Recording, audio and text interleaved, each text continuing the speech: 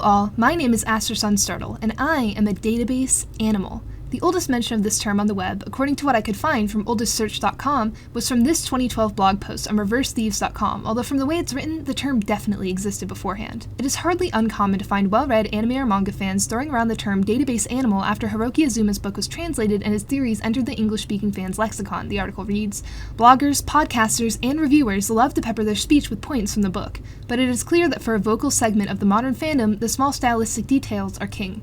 A superficial tweak here, an insignificant twirl there, and database animal brain changes a phantom change into reality."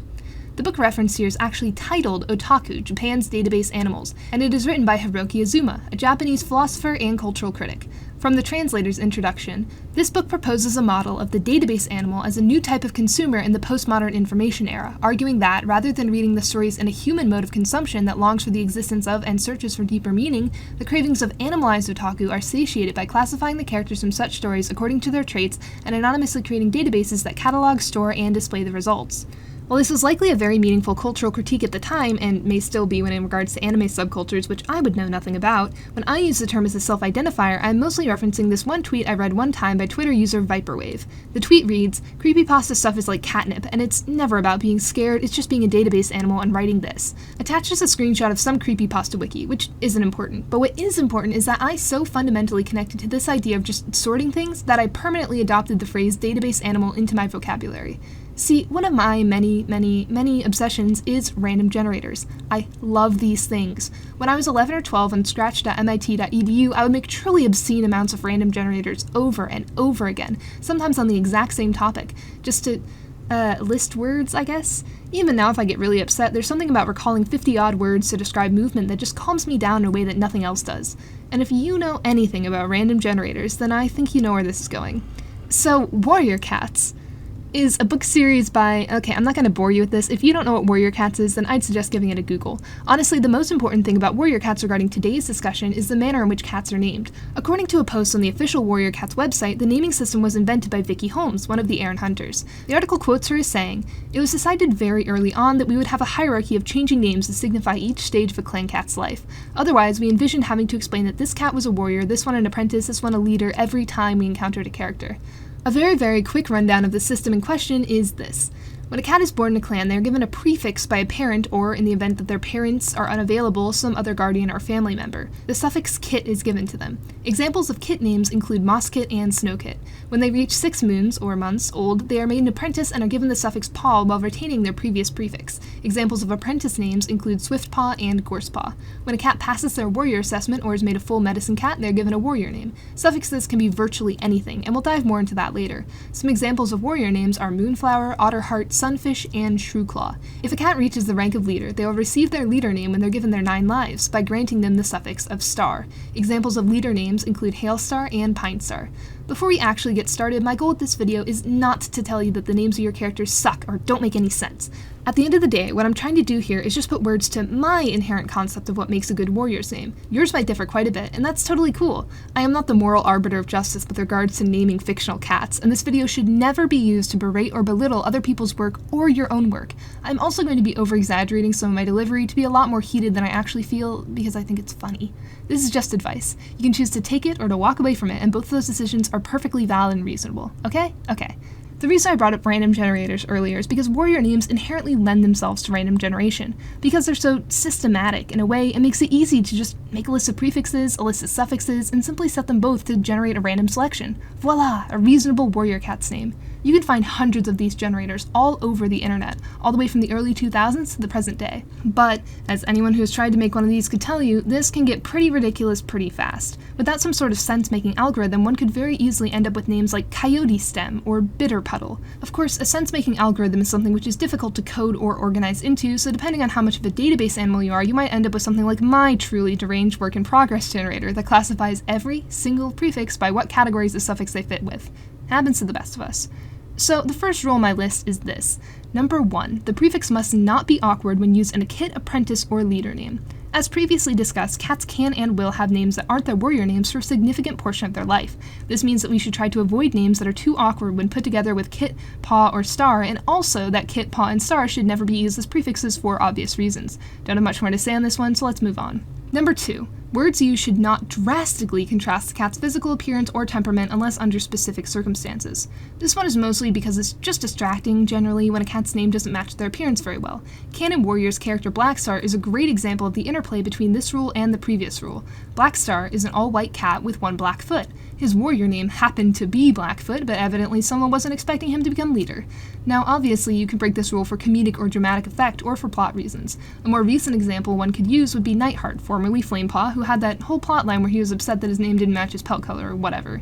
But if you don't intend to create that sort of effect, try your best to make sure that the cat's name is reflective of their appearance and their personality. Appearance more so, since that's the more distracting part. Also be sure that when you're using names of animals or plants that you know what those animals or plants look like. More than once I have been shocked by the actual color of a fish or a bird that I had a very vivid but objectively incorrect mental idea of.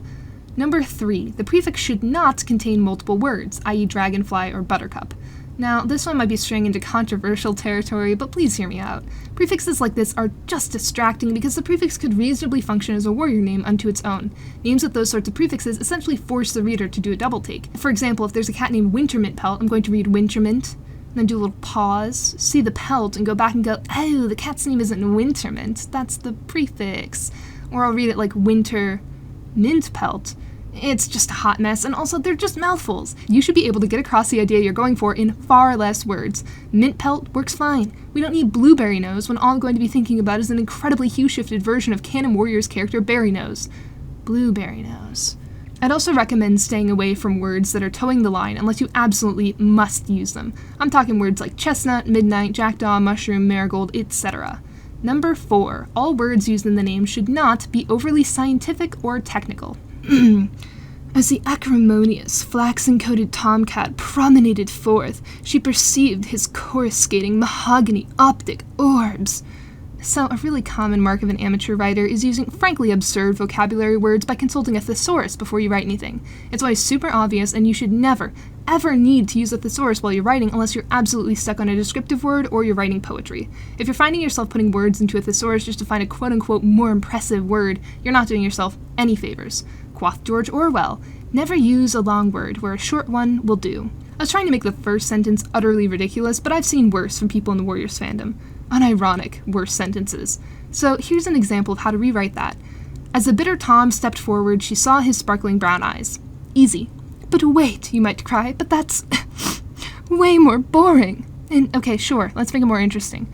As the cream tabby took a halting step forward, she was able to catch a feverish spark of resentment burning in his dark eyes.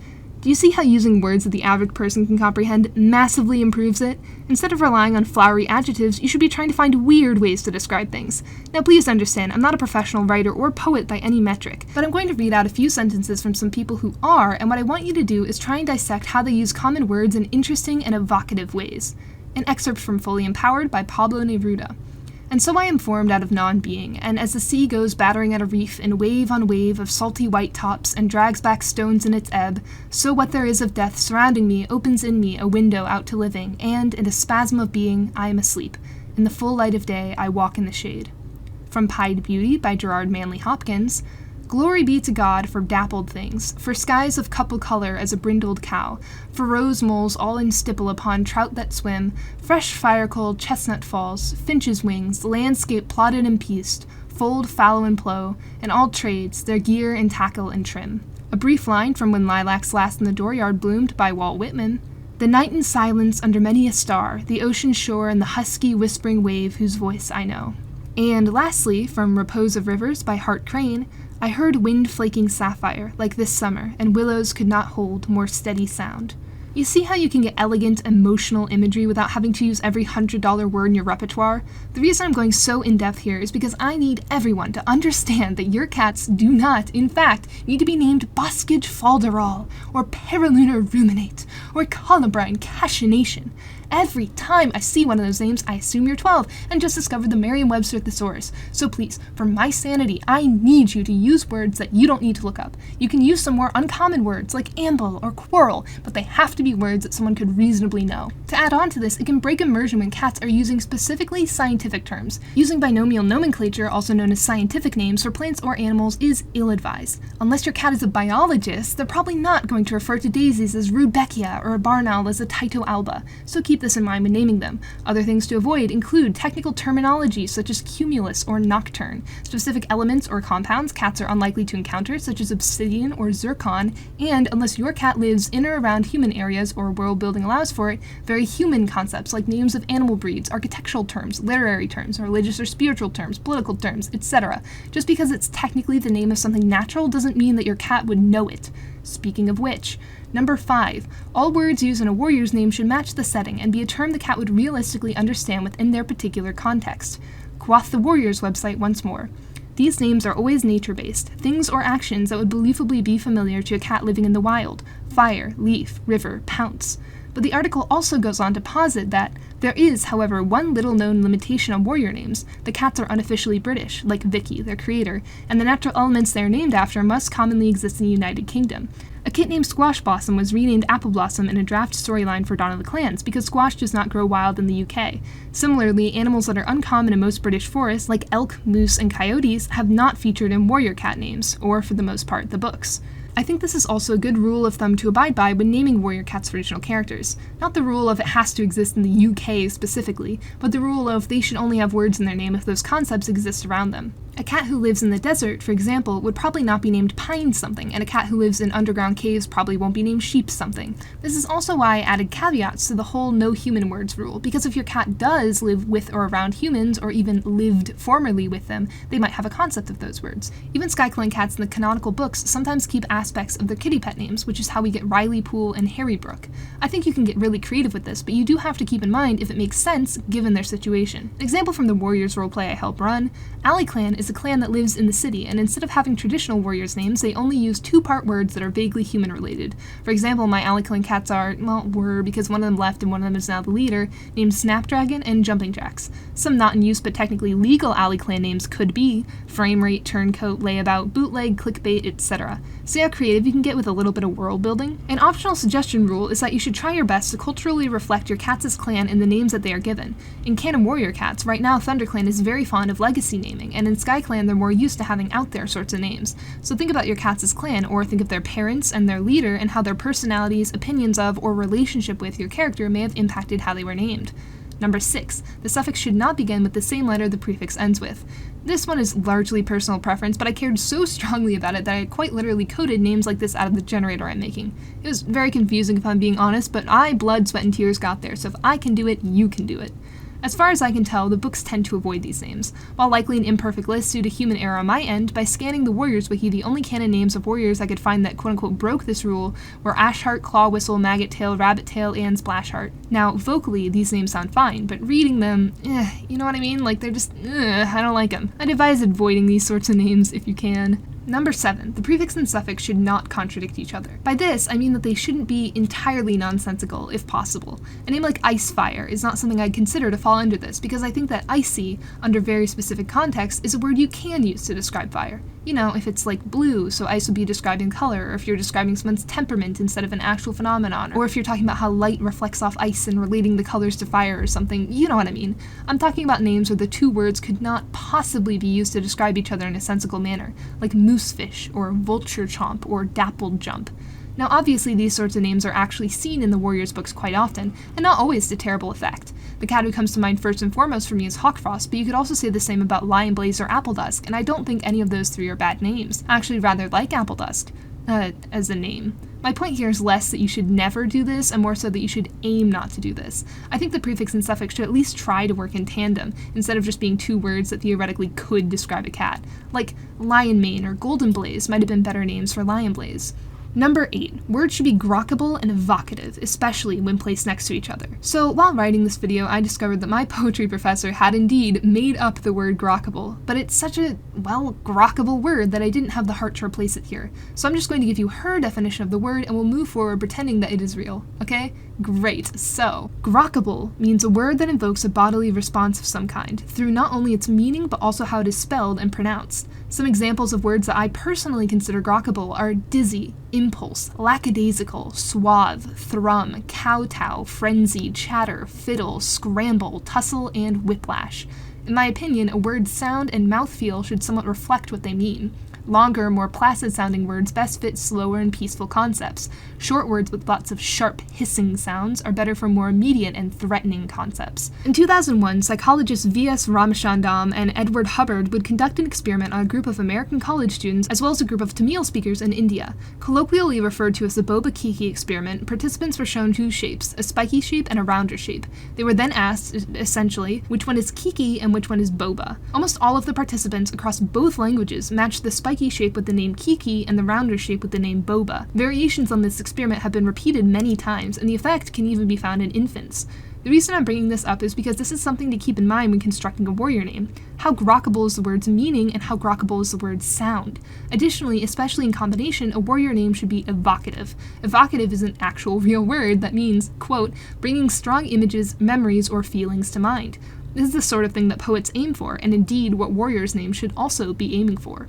Quoth the Warriors website, quoting Vicky Holmes, I aim for each name to be a teeny tiny poem, encapsulating both the essence of clan life and the personality of the cat, as well as sounding pleasant out loud. You should be able to picture the cat instantly when you say the name, and the sound should ring like a bell. Very beautiful quote there, although the words you use don't necessarily have to be beautiful in order to hit this goal. What I found through making this generator is actually that the names tend to be on the whole prettier when one or both of the words aren't traditionally considered beautiful. I'll include more examples at the end, but some of my favorite names I've ever come up with or have generated are as follows. Dry bloom, plummet wind, bare moon, crook rose, patterlight. See how the prefixes and suffixes work together to create visceral imagery? Dry bloom might make you think of a flower in the desert or aging petals pressed between pages. Plummet wind is that moment when the wind suddenly cuts out and your hair falls back down. Bare moon is the stark white of the full moon surrounded by black. Crook rose is a half-bent but still vibrant flower. Patterlight is how sunlight dapples the ground through tree leaves. Using language like this, common words but paired together uniquely, is perhaps the best benchmark of good, skillful poetry that someone could demonstrate. You can also do this while incorporating more Warriors-esque elements. From the latest arc, I think Fringe Whisker and Splashtail are really excellent in terms of imagery. Fringe Whisker not only makes you think of her position within ShadowClan, i.e. on the fringes, but also brings to mind a cat with tassel-like whiskers. Splashtail has always made me think of a cat with a fountain or wave-like tail. I did a quick design of him like a year or so ago that hopefully illustrates how I think of his tail. You don't have to be using completely out of left field words. Pelt, claw, heart are all suffixes that can really benefit from interesting prefixes. Drench Pelt is a long-furred cat who keeps getting caught out in the rain. Tremble Claw has shaky paws or is often scared to fight. Howling Heart has experienced a lot of misfortunes. Use your words cleverly and don't immediately jump to the easiest solution. Number 9. Warrior names should be fun to say. Refer back to that Vicky Holmes quote, specifically the part where she says the name should be fun to say out loud. I strongly agree with this. Warrior names aren't any good if they're tongue twisters. Try saying Magnolia Lagoon 10 times fast and you'll get sick of it around time 5 or 6.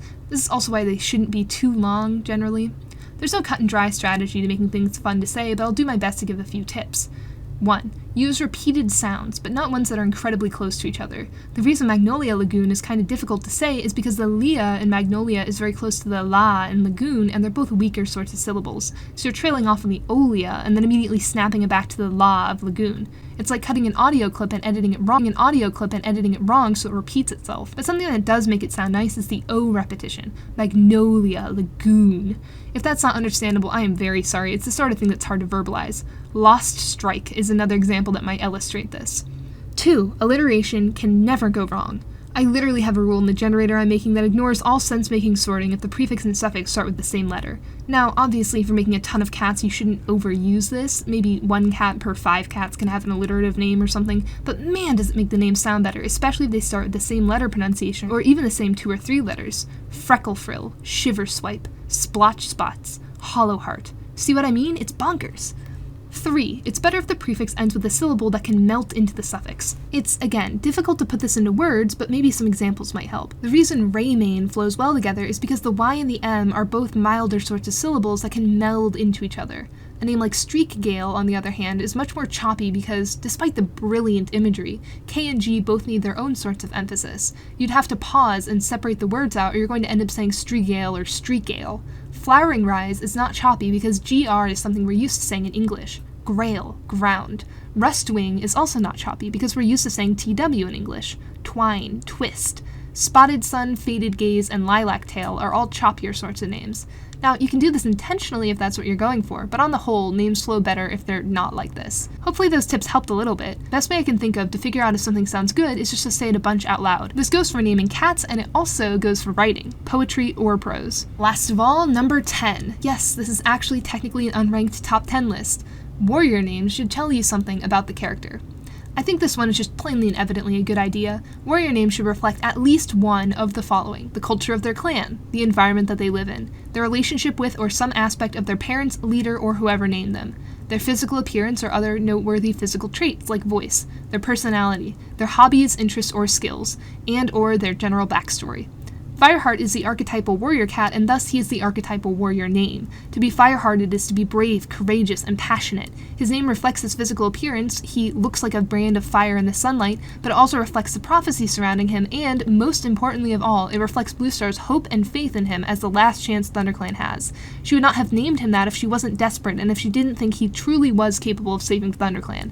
That is the importance of his name. Now, you don't have to go that in-depth, but your cat's name should seriously have some story relevance. The cat I'm drawing right now is one of my roleplay characters. She's not a persona or a representation of me, by the way, just my favorite cat OC, and her name is Fidgetfire. She grew up in a clan that's essentially a cult, and her parents didn't like how squirmy she was, thus the Fidget. She's orange and generally passionate and high energy, and her clan, Paraclan, loves their sun, fire, light imagery, thus the fire. It's not anything deep, but it does hit on a fair few of those points. One of my other cats from the same roleplay, I only do one roleplay, is named Cotton Ridge. She was named Cotton because she is white and cream, delicate, small, fluffy, etc. She's also largely soft-spoken and gentle. She actually requested that her suffix be Ridge because she liked watching the sunrise over the hills. Again, it's not deep, but those are things that you should be thinking about. Other things are legacy naming, where your cat is named after a deceased someone. This is more likely to be a deceased family member or friend of the parent if it's their prefix, and more likely to be a friend, mentor, or otherwise loved one of the cat in question if it's their suffix. We can see this in Fernsong, Hollytuft, and Sorrelstripe, who are named after deceased cats by their parents, and cats like Crowfeather, who requested suffixes to honor a loved one. For a while in the earlier years, there's a subsect of the Warriors fandom who followed something called traditional naming. While it's still around and much politer today, back in the day it was rather infamous for people essentially pushing it on you and moralizing its usage.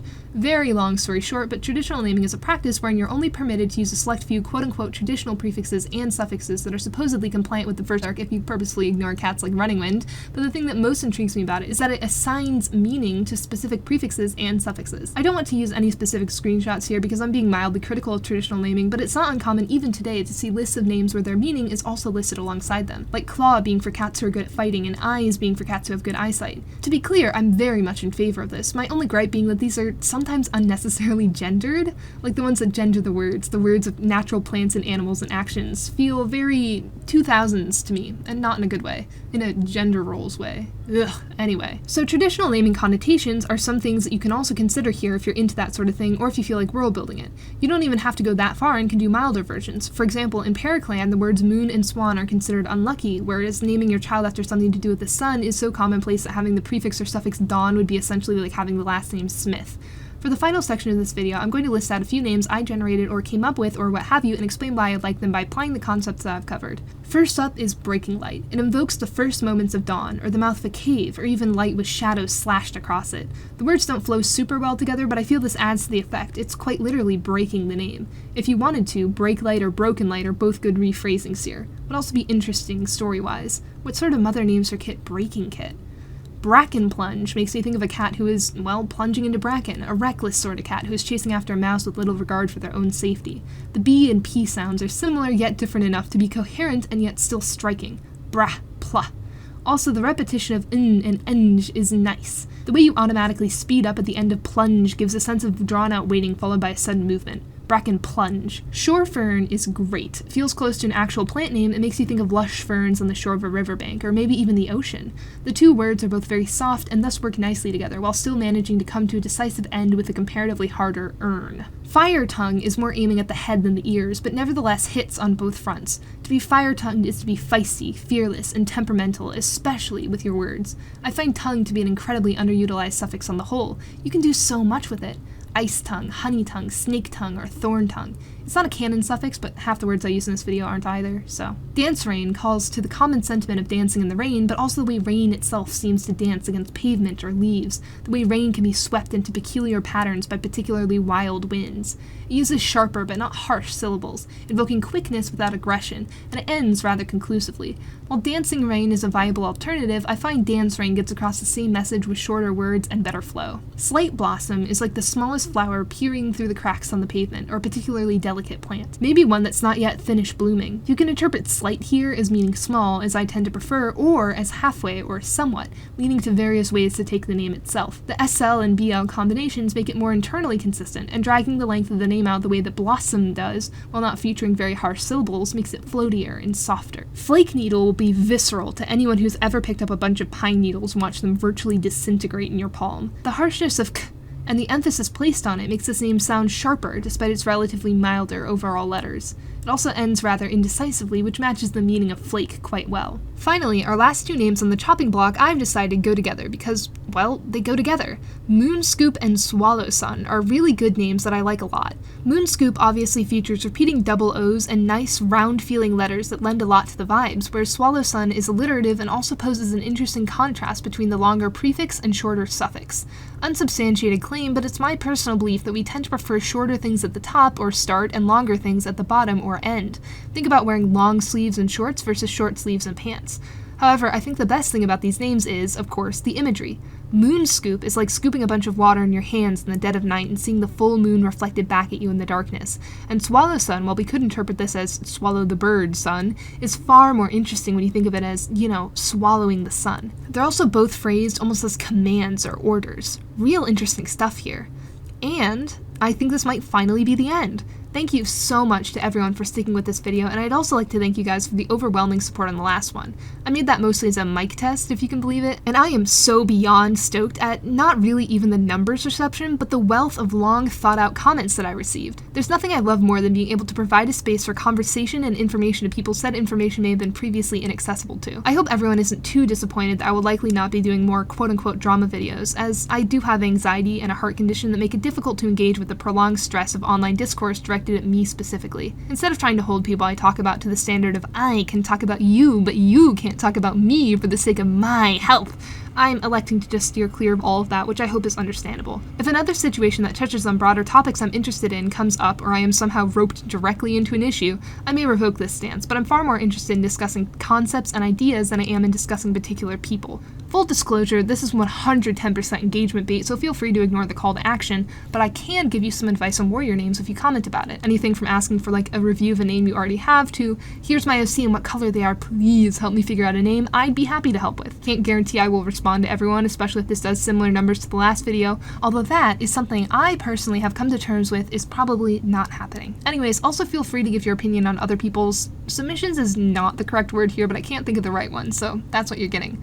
Submissions, because even if I can't respond to it, I'm sure other people's input will be helpful. The earlier you leave a comment, the less likely it is that I've gotten monumentally distracted and forgotten about this video, so if it's been 2 weeks, you can still comment, but just keep your expectations in check, yeah? I'd also love to hear what sorts of videos you want next from me. I can do videos on virtually anything warrior cats or art related, but I'm not very interested in discussing, like, plots of the books so much as I am interested in the community itself, world building, art, and stuff like that.